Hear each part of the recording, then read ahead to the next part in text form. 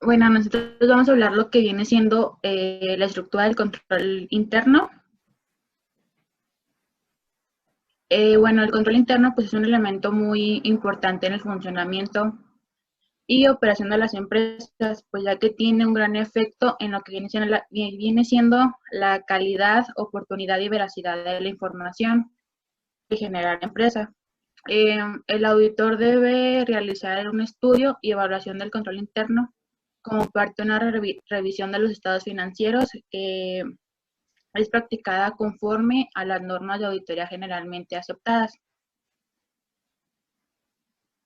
El boletín 3050, estudio de evaluación del control interno de las normas y procedimientos de auditoría. Bueno, pues esto nos define los elementos de la estructura del control interno y establece los pronunciamientos normativos y aplicables a su estudio y a la evaluación con un aspecto fundamental al diseñar la estrategia de auditoría.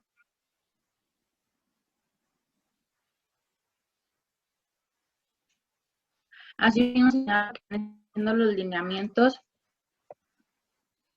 que se deben seguir al informar sobre las debilidades o desviaciones.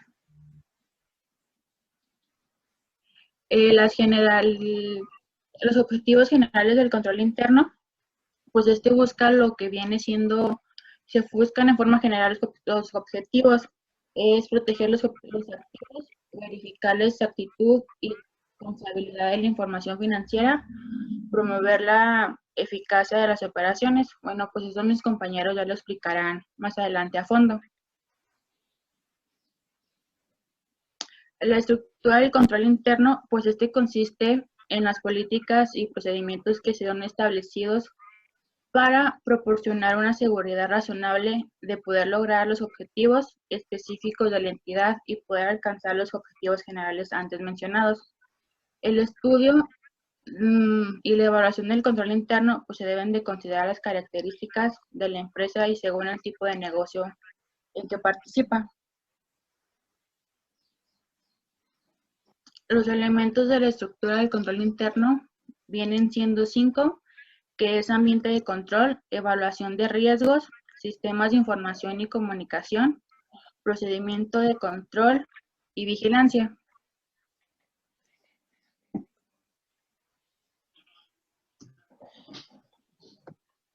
Bueno, la división del control interno, como ya lo había dicho, son 5, pues ya que proporcionan al auditor que tenga una estructura útil para poder evaluar lo que viene siendo los controles internos en la entidad de la auditoría y esto se podrá llevarse a cabo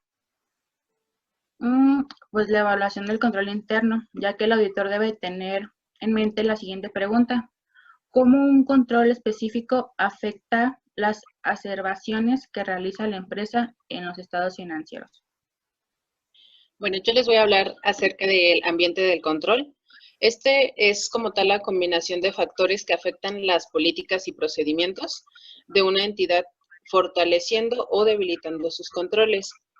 De igual manera, alguno de los factores a considerar como integrantes del ambiente del control estaría siendo la actitud de la administración hacia el control interno, estructura de organización de la entidad, funcionamiento del Consejo de Administración y sus comités, métodos para asignar autoridad y responsabilidad, políticas y prácticas de personal y de igual manera influencias externas.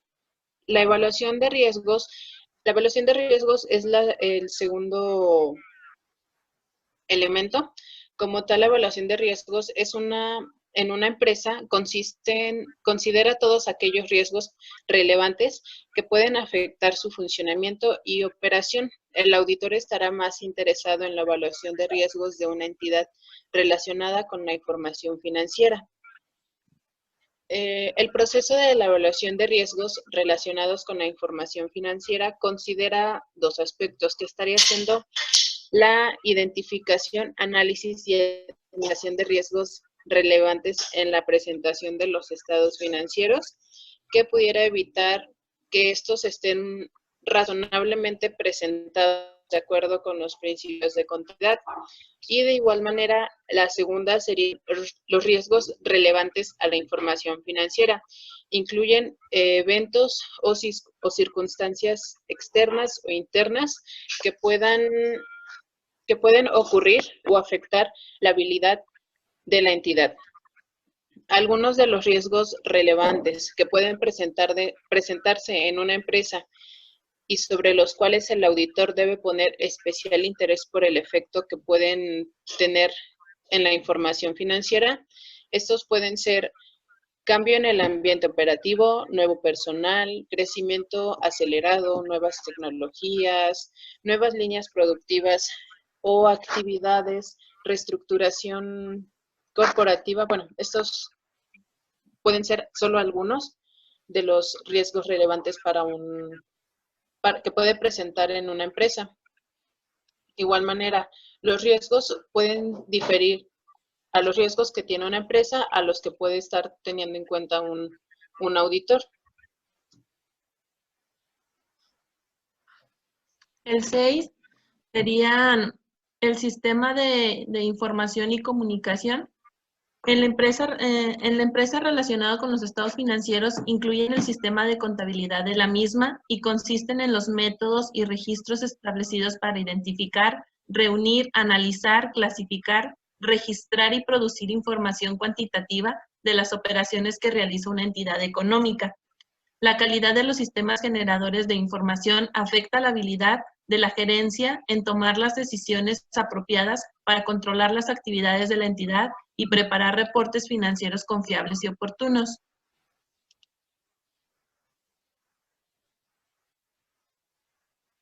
Un sistema contable sea útil y confiable debe contar con métodos de registro que identifiquen y registren las transacciones reales, describan oportunamente todas las transacciones con el detalle que permita su clasificación, cuantifiquen el valor de las operaciones, registren las transacciones en el periodo correspondiente, presenten y revelen adecuadamente dichas transacciones en los estados financieros. Los sistemas de comunicación incluyen la forma en que se dan a conocer las funciones y responsabilidades relativas al control interno de los representantes financieros. El 7 sería procedimientos de control, que las políticas y procedimientos que establece la administración y que proporciona una seguridad razonable de que se van a lograr en forma eficaz y eficientemente los objetivos específicos de control de la entidad constituyen los procedimientos de control.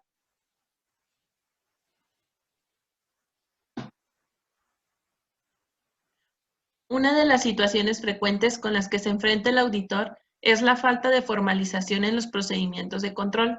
El auditor debe estar más interesado en evaluar el funcionamiento efectivo de los procedimientos de control que en su formalización dentro de la empresa. Los procedimientos de control pueden tener el carácter preventivo, detectivo o correctivo de acuerdo a su diseño destinado a evitar errores o a identificarlas y corregirlas. Los procedimientos de control están orientados al cumplimiento con los objetivos específicos de control, los cuales son la autorización, la segregación de funciones y responsabilidad, el correcto registro de operaciones, como el diseño y uso de documentos y registros apropiados, y la protección de los activos, que es una protección de adecuada evaluación y verificación independiente.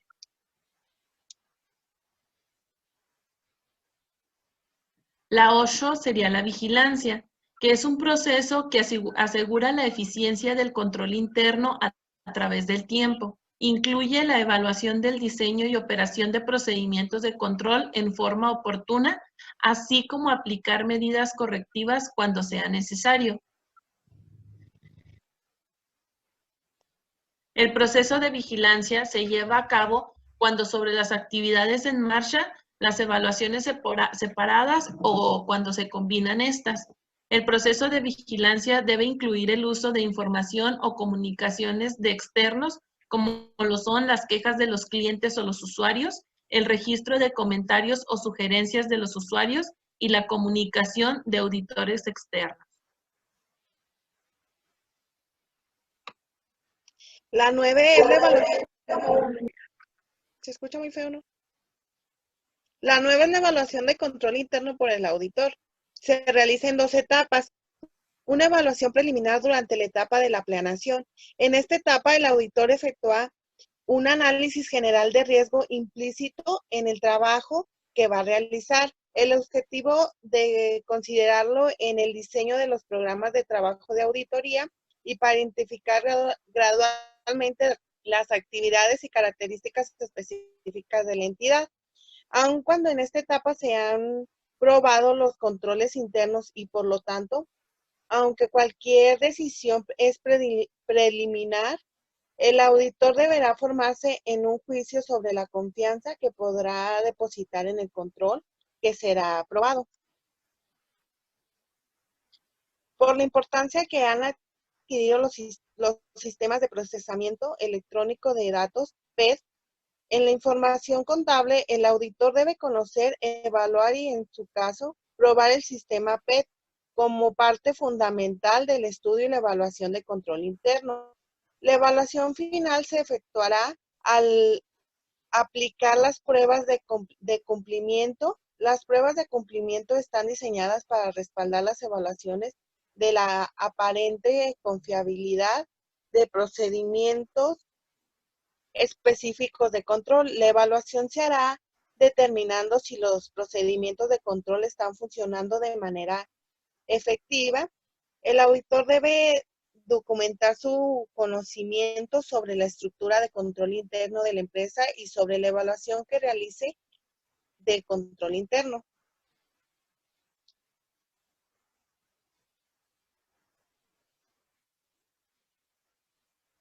Diez, comunicación de situación informar.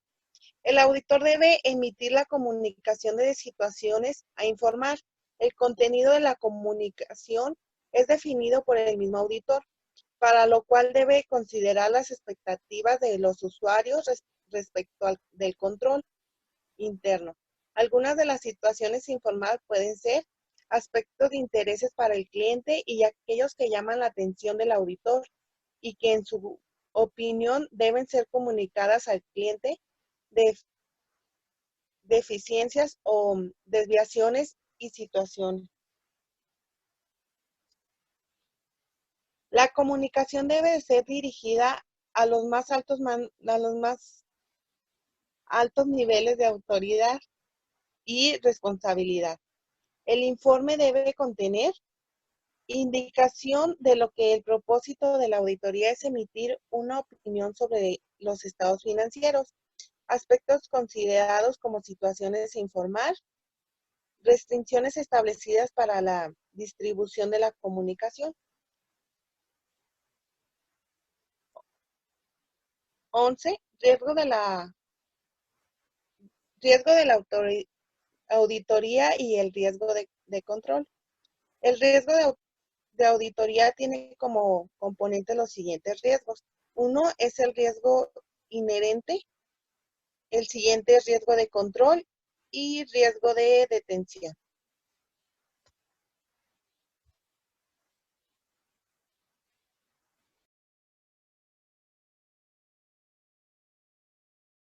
Buenas tardes, profesor. Nosotros somos el equipo número 3, los cuales estamos conformados por Yasmín Enríquez Reyes, Stephanie Burrola, Emanuel Ramos. Nosotros hablaremos el día de hoy de los objetivos del control interno.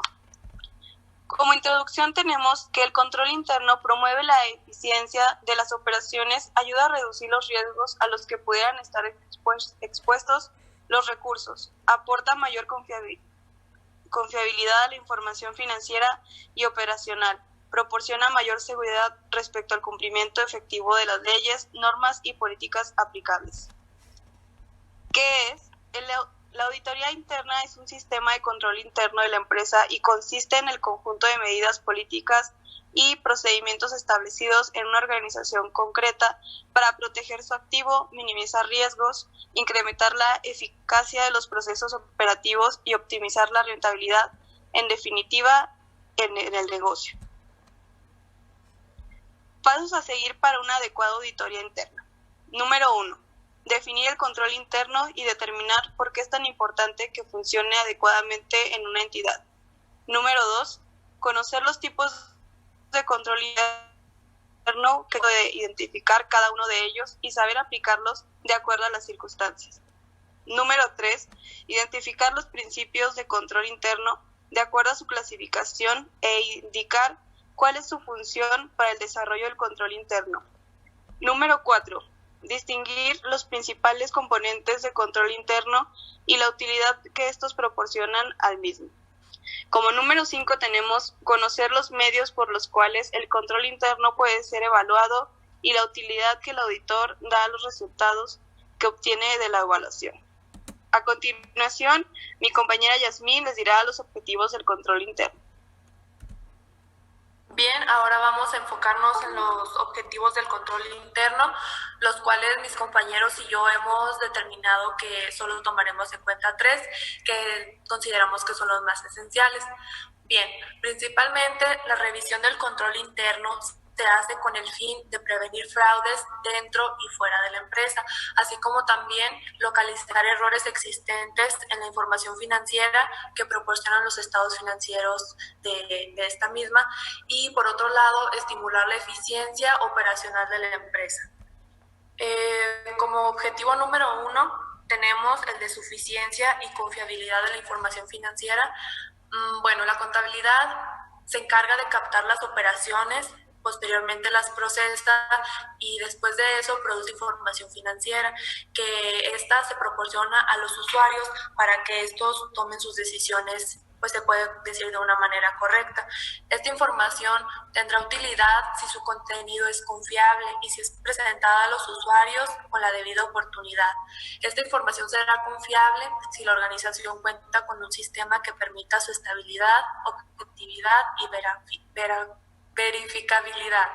Si se cuenta con un apropiado sistema de información financiera, se ofrecerá mayor protección a los recursos de la empresa a fin de evitar sustracciones y demás peligros que puedan amenazarlos. Como ejemplos de este primer objetivo serían comparar los registros contables de los activos con los activos existentes a intervalos razonables. Esto quiere decir que se deberá de comparar la información financiera que haya en activos existentes y los activos que hayan presentado en los estados financieros. Por otro lado está la utilización de máquinas registradoras para ingresos, que en esta pues yo la veo como que si vas a registrar tus ingresos o egresos, lo harías mejor mediante una máquina, ya sea una registradora o una base de datos, ya que si lo haces mentalmente, pues se puede llegar a olvidar. Otro punto sería asegurar apropiadamente los activos de la empresa y, por último, consignar diariamente y en las mismas especies los ingresos. Creo que también se pueden considerar ahí los egresos de la misma empresa. Como objetivo número 2, consideramos nosotros la efectividad y eficiencia de las operaciones. Se deben tener la seguridad de que las actividades se cumplan cabalmente con un mínimo de esfuerzo y utilización de recursos y un máximo de utilidad de acuerdo con las autorizaciones generales especificadas por la administración. El ejemplo que tenemos para este objetivo es el establecimiento de un sistema de incentivos a la producción, que tiene que ver con los trabajadores. Digamos que para que trabajen mejor, pues los debes de incentivar y así como vas a tener mejor rendimiento en tu empresa. Como objetivo número 3, tenemos el cumplimiento de las leyes y regulaciones aplicables. Toda acción que se emprenda por parte de la dirección de la organización debe estar enmarcada dentro de las disposiciones legales del país y debe obedecer al cumplimiento de toda la normatividad que le sea aplicable al ente.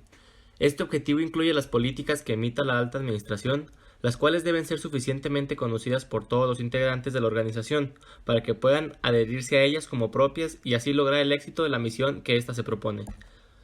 Como ejemplos tenemos la supervisión de las leyes sociales y que esté en cumplimiento correcto con las obligaciones tributarias, junto con la revisión de las leyes laborales y respecto a los trabajadores de la entidad. ¿Cómo serviría dentro de la auditoría? Como parte del proceso de auditoría se realizan las llamadas pruebas de cumplimiento para comprobar que los controles de la compañía tienen sus manuales de procedimientos sean reales y se lleven a cabo de manera correcta.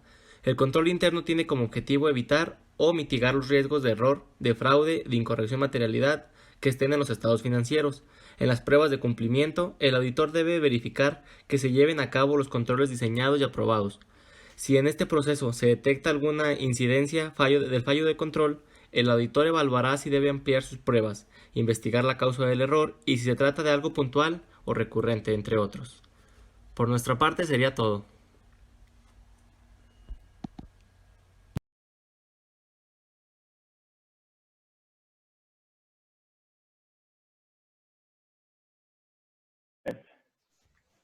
Ya está.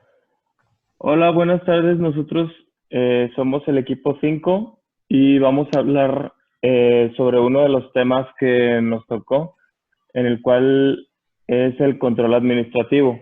Somos Aldo Saldívar, Edson Sosa y Alexis Córdoba.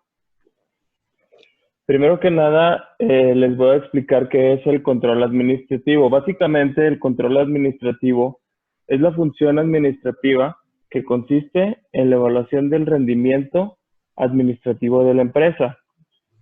En otras palabras, el control administrativo consiste en la evaluación del rendimiento de la administración de una organización, cómo se lleva a cabo internamente la organización, pero en el aspecto administrativo.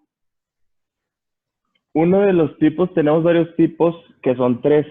Uno de los tipos del control administrativo es el control preventivo. Este se hace antes de cualquier acción que se pueda realizar en la empresa. Y su función principal es garantizar que el proyecto o acción se pueda realizar sin ningún tipo de riesgo para que todo se lleve a cabo de la manera correcta. Después, bueno, después sigue el control concurrente. Este control se lleva a cabo durante el proceso que se lleva. Su función principal es garantizar que estos se realicen de manera óptima, supervisando las distintas etapas y asegurándose que no se comprometa la calidad o la seguridad de este control. El siguiente control es el... Si le cambias, Aldo, por favor. no, es el que está ahí abajo, Edson. Bueno, de retroalimentación. el siguiente control es el de retroalimentación. Bueno, este control se realiza cuando ya ves finalizado el proceso, el anterior control, y el objetivo de estos controles es obtener la información acerca del desempeño del proceso y las posibles mejoras que se puedan hacer. Es un diálogo entre dos puntos de vista en el cual se puede llegar a un mejor término. Bueno, pues yo voy a hablar sobre lo que es las etapas del control administrativo, en el cual estas etapas se dividen en 4 fases. Cada una de ellas es importante para que se haga un control administrativo correcto. La primera es determinar estándares y objetivos. En este paso se debe establecer lo que se espera obtener en la medición. En este paso vamos a determinar cuáles serán los valores que se espera obtener al realizar la evaluación del proceso. Y a partir de esto vamos a saber si es correcto o no. El segundo punto es hacer la evaluación, que tomando en cuenta los valores que se esperan, según lo establecido en los estándares, se realiza la evaluación del proceso o actividad. ¿Te das a la siguiente, por favor? Ya. Sigue lo que es comparar los valores. Una vez que se tenga la medición, se puede comparar los valores con los estándares o mediciones anteriores para determinar si se está haciendo bien o no el control administrativo. Sigue la que es la retroalimentación y la toma de decisiones. Según lo que se obtenga al comparar los valores, se podrá hacer correcciones en los procesos. La idea de este punto es corregir las debilidades y asegurarse de mantener las fortalezas que se han encontrado durante el control administrativo. ¿Le das a la siguiente, por favor? Y pues este es como un pequeño esquema de todas las etapas del control administrativo. Ya va. Bueno, por último, les voy a hablar sobre la importancia del control administrativo. Dicho control es de gran importancia en las empresas, ya que con esto se lleva un control para garantizar un buen funcionamiento y eficiencia y así incrementar ganancias, reducir costos y esto a la vez satisfacer con el producto a sus clientes. Cabe mencionar que se puede realizar una determinada actividad que permite que las actividades del proceso se realicen de la mejor manera y puedan solventar los problemas que puede tener la empresa. Y esto lleva a mejoras en el futuro y así unas mejores visiones. Bueno, entonces de nuestra parte sería todo y esperemos que, profe, se le esté pasando bien en su cuarentena y ya, sería todo de nuestra parte. Muchas gracias. Que pase buena tarde. Hasta luego.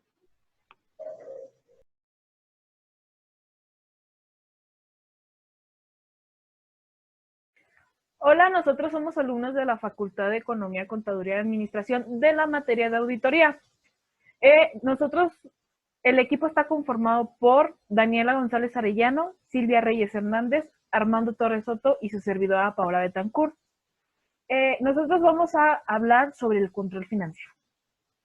¿Qué es el control financiero?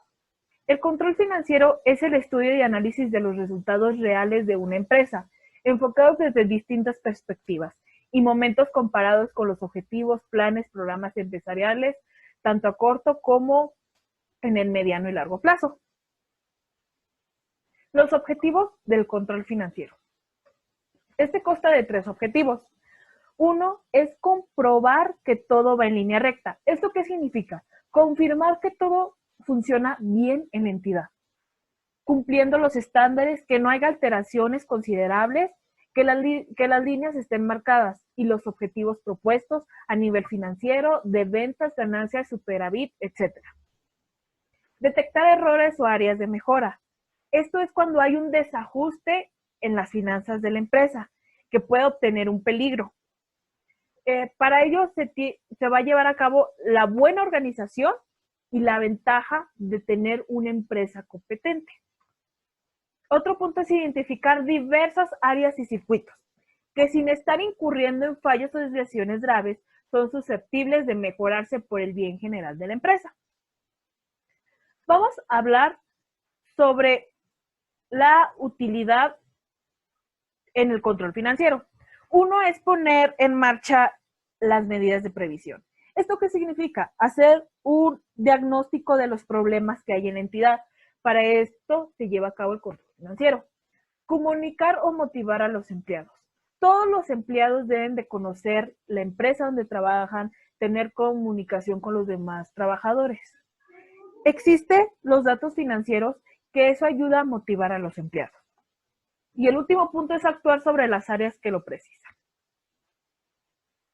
Vamos a hablar de las estrategias del control financiero. Uno es el análisis de situación lineal.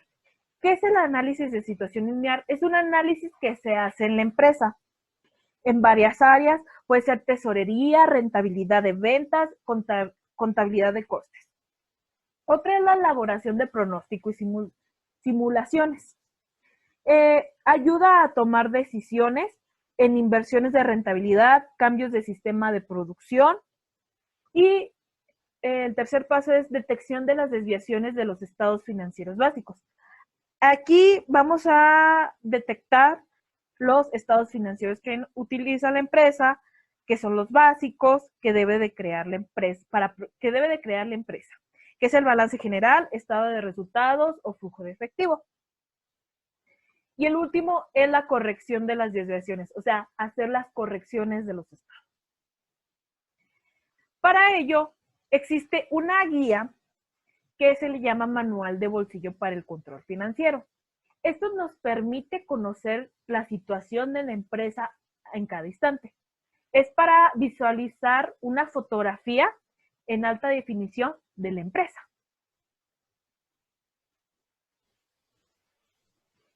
Enseguida les vamos a poner unos pasos acerca de la implementación del control financiero en una empresa se puede llevar a cabo de diferentes maneras. El punto número 1 sería la ejecución de presupuestos, que es la principal herramienta que se utiliza en los departamentos de finanzas para realizar el control financiero de la ejecución de presupuestos. La empresa aquí puede dar a conocer su balance de gastos e ingresos y el principal objetivo es buscar información concreta. El paso número 2 es la ejecución de auditorías, que es conocer en profundidad la situación financiera que presenta la empresa en un determinado aspecto o inversión. Esto cuenta con la ventaja que puede ejecutar un agente externo a la empresa y aporta una inversión más objetiva y real de la situación financiera. El tercero sería el análisis financiero, que se lleva a cabo para conocer si tiene éxito o no una acción financiera de la empresa en un tiempo de corto y largo plazo, así como la rentabilidad. Por último, sería usar herramientas como Corporate, que existen diversas herramientas que ayudan a ejecutar el control financiero, pero esta vez hablaremos del Corporate, que busca solucionar, digitalizar los tickets y facturas, recuperar el IVA de las comidas de forma fácil y rápida, así como limitar y ajustar cada gasto realizado.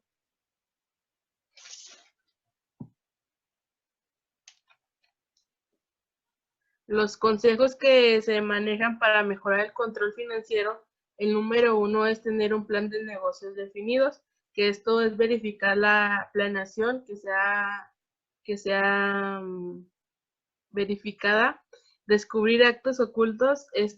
Cada empresa tiene costos ocultos que no siempre son fáciles de monitorear y se olvidan. Entonces, para resolver ese problema es hacer un monitoreo de esto sin perder los costos de la cuenta.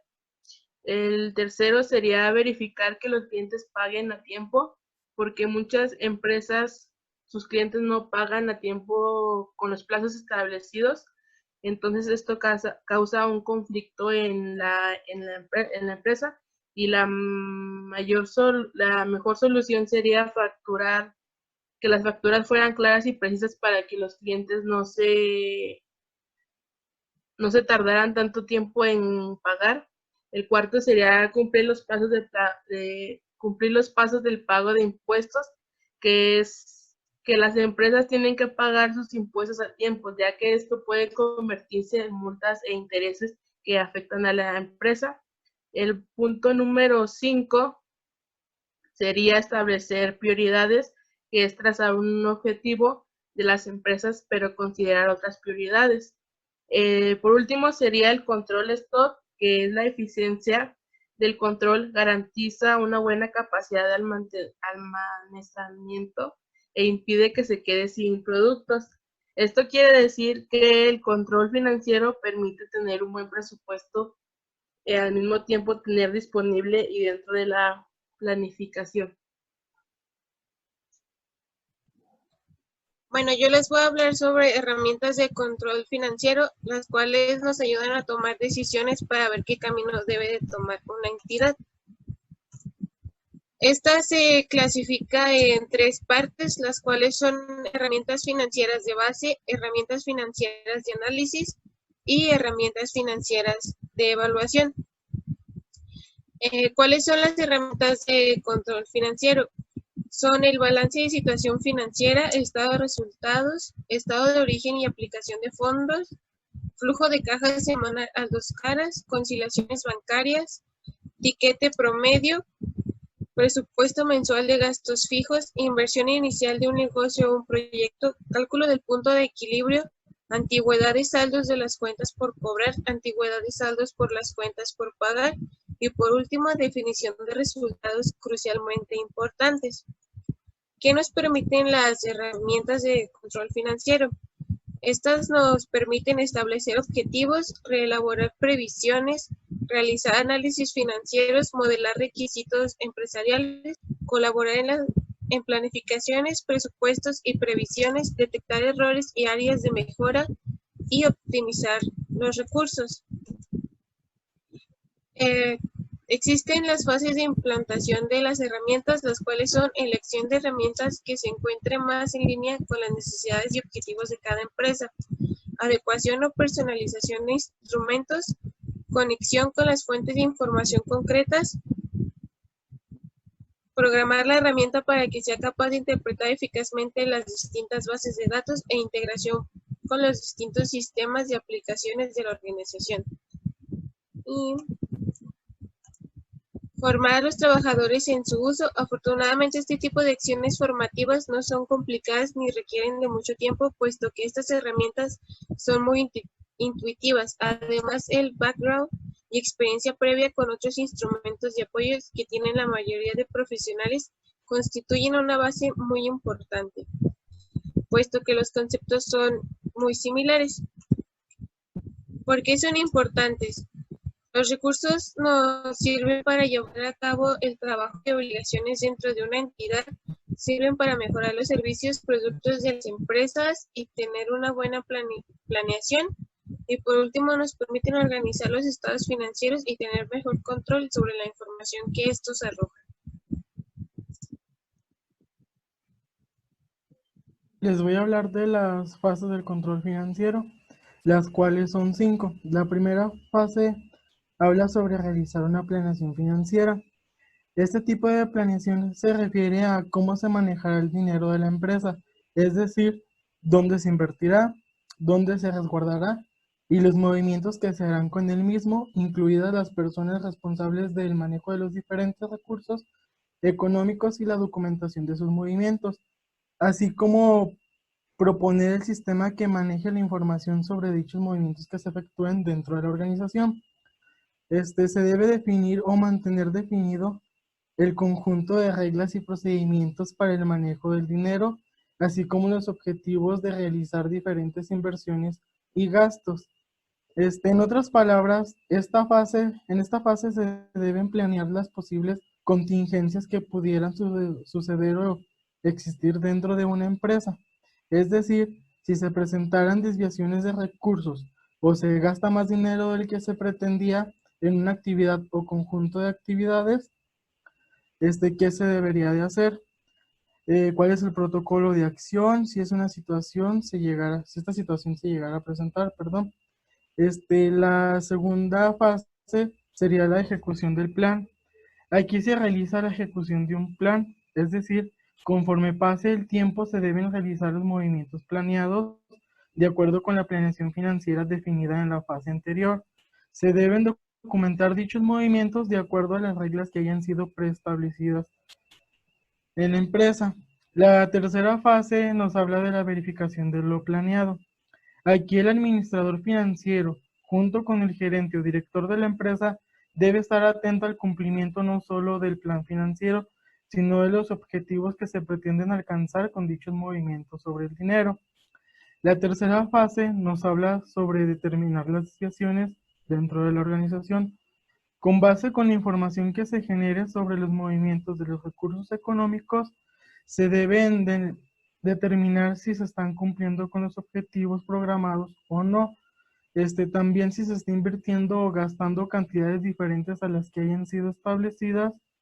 De ser así, se deberá valorar las desviaciones por parte de la gerencia para determinar si son relevantes o no para la empresa. En caso de que sí sean de importancia, se deben ejecutar medidas correctivas previamente planeadas, perdón. Para terminar, la última fase serían medidas correctivas. En esta fase nos habla sobre el conjunto de medidas que se deberán aplicar en caso de que exista una desviación en costos o inversiones que realice la empresa. Importante respecto a lo que originalmente se ha planeado.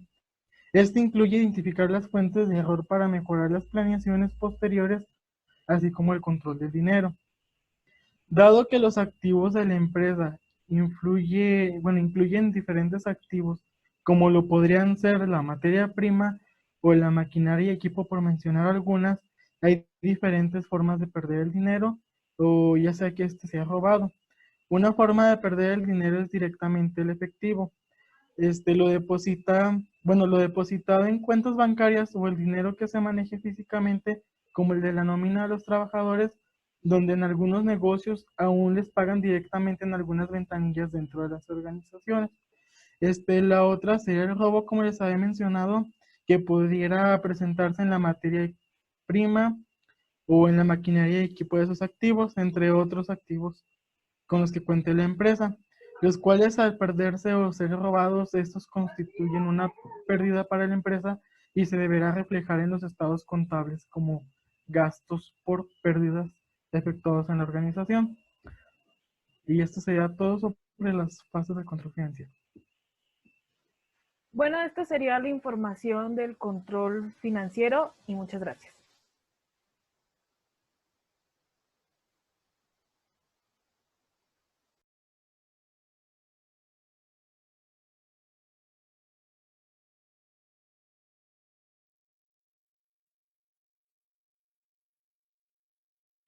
Hola, ¿qué tal? Ahora le vamos a hablar un poquito de lo que es el sistema COSO, pero para poderlo entender mejor, vamos a empezar con en qué año se creó, qué es, para qué nos sirve, por qué se creó y otras circunstancias. El COSO es más que nada una comisión conformada por 5 organizaciones de contadores y auditores de Estados Unidos.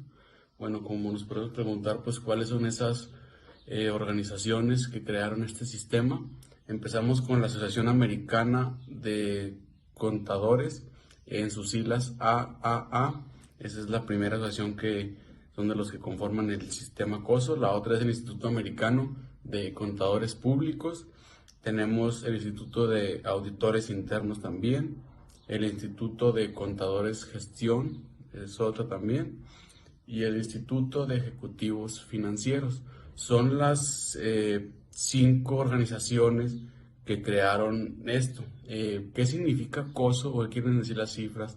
COSO es el Comité de Organizaciones Patrocinadas de la Comisión Tridway. Esta comisión es de Estados Unidos o estadounidense. Bueno, el sistema COSO, ¿por qué se creó o para qué se creó?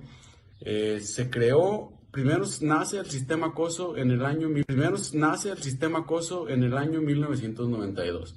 ¿Por qué nace este sistema? Pues porque en el año 1985 las empresas hicieron malas prácticas o mal uso de la auditoría, en lo que cayeron en una crisis de un sistema financiero.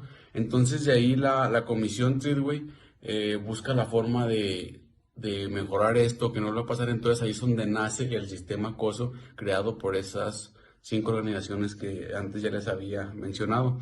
Bueno, ¿qué es el sistema COSO? ¿Qué contiene? Bueno, nos dice que incluye modelos de gestión, de control y de dirección. ¿Para qué nos sirve esto? Pues para tener una mejor auditoría y un mejor, como el mismo nombre lo dice, en el control interno.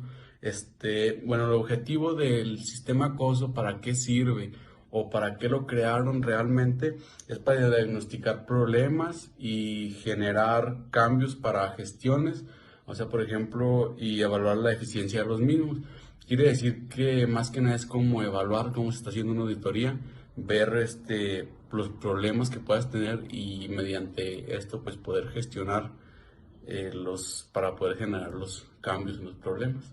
De mi parte sería todo. Muchas gracias. Hola, yo les estaré hablando acerca de las versiones del COSO, lo cual son 3 y se las estaré explicando a continuación. Para empezar les voy a hablar acerca del COSO 1, la cual fue realizada en 1992 con el objeto de ayudar a las entidades a evaluar y mejorar el sistema de control interno, facilitando un modelo base lo cual pudiera valorar el sistema de control interno. La estructura estándar se divide en 5 componentes, los cuales son el ambiente de control, la evaluación de riesgos, las actividades de control, la información y la comunicación y por último la supervisión. Ahora les estaré hablando acerca del COSO 2, lo cual fue realizado en el 2004, que es el marco integrador de gestión de riesgos que amplía el concepto del control interno a la gestión de riesgos implicados necesariamente a todo el personal, incluidos los directores y los administradores. Siguiendo con el COSO 2, les estaré hablando que en esto los componentes aumentan. Como lo vimos en el COSO 1, solo eran 5. Aquí vamos a hablar de 8 componentes. El primer componente es el ambiente de control, lo cual son los valores y la filosofía de la organización, que influye en la visión de los trabajadores ante los riesgos y las actividades de control de los mismos. El segundo es el establecimiento de los objetivos, que son estratégicos, operativos, de información y de cumplimiento. El tercero es la identificación de los eventos, que se puede tener el impacto del cumplimiento de los objetivos. El cuarto es la evaluación de riesgo, que es la identificación y el análisis de los riesgos relevantes para la consecución de los objetivos. El quinto es la respuesta de los riesgos, que es la determinación de las acciones frente a los riesgos. El 6 es las actividades del control, que es las políticas y el procedimiento que aseguran que llevan a cabo las acciones contra los riesgos. La séptima es la información y la comunicación, que es eficaz en el contenido y en el tiempo, para así permitir a los trabajadores cumplir con las responsabilidades. Por último, es la 8, que es la supervisión. Esta es para realizar el seguimiento de las actividades. Ahora les estaré hablando acerca del COSO 3, lo cual fue realizada en mayo del 2013, que es su tercera versión. En esta, el marco integrado de la gestión de riesgos introdujo nuevas novedades, los cuales la primera es la mejora de la agilidad del sistema de la gestión de riesgos para adaptar a los entornos. La segunda es la mayor confianza en la eliminación de riesgos de la consecución de los objetivos. La tercera es la mayor claridad en cuanto a la información y la comunicación. Como vimos en los COSOs anteriores, tienen sus componentes. Ahora, sus componentes fueron aumentando, lo cual tiene 17. De los 17, 5 fueron del COSO primero, lo cual he estado surgiendo en cada uno de los COSOs. Ahora les platicaré acerca de las diferencias entre los 3 COSOs. En el COSO 1 fue creado para facilitar lo del sistema del control interno que existen en una empresa o en una entidad.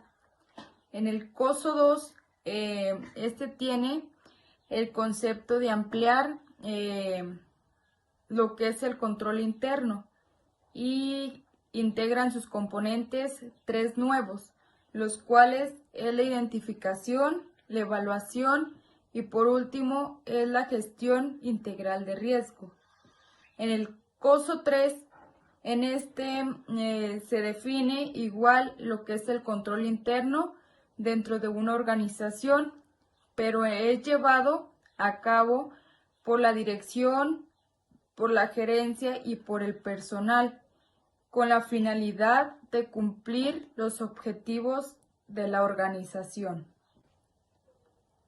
Por último, lo que yo les voy a explicar son los objetivos del COSO, los cuales son 2. El primero es encontrar la definición clara del control interno que puede ser utilizada por todos los interesados de este tema. El segundo es proponer el modelo ideal o referencia del control interno para que las empresas y las demás organizaciones puedan evaluar la calidad de los propios sistemas de control interno. Bueno, yo les voy a hablar sobre los principios y componentes del COSO.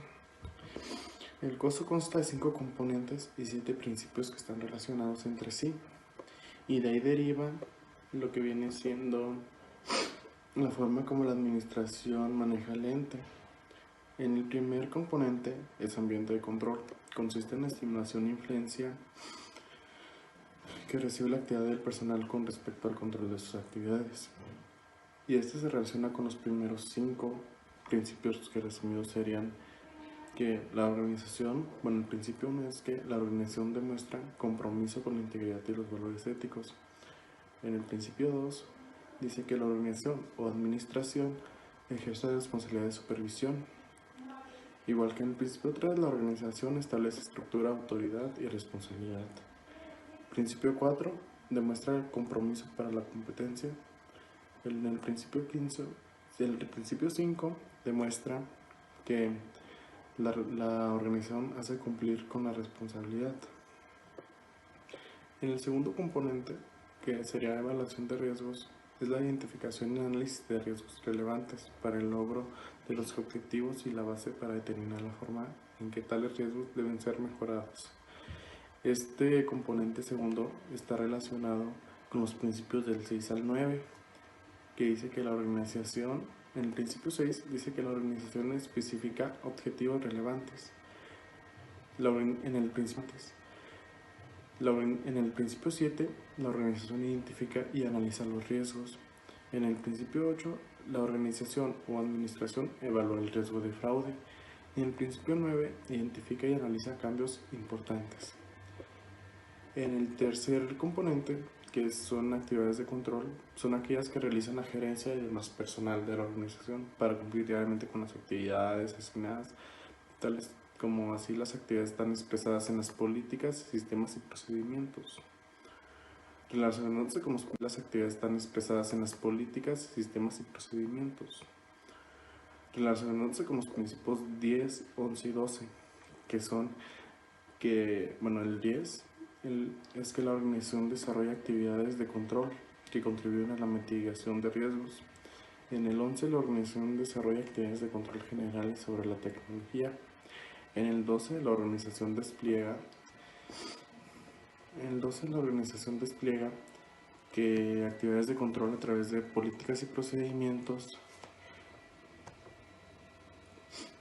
Y en el cuarto componente, información y comunicación, este sería el nombre, interviene en la información generada internamente, así como aquella que se refiere al exterior, y la comunicación con la que estas se llevan a cabo es parte esencial de la toma de decisiones, y así como el seguimiento de las operaciones.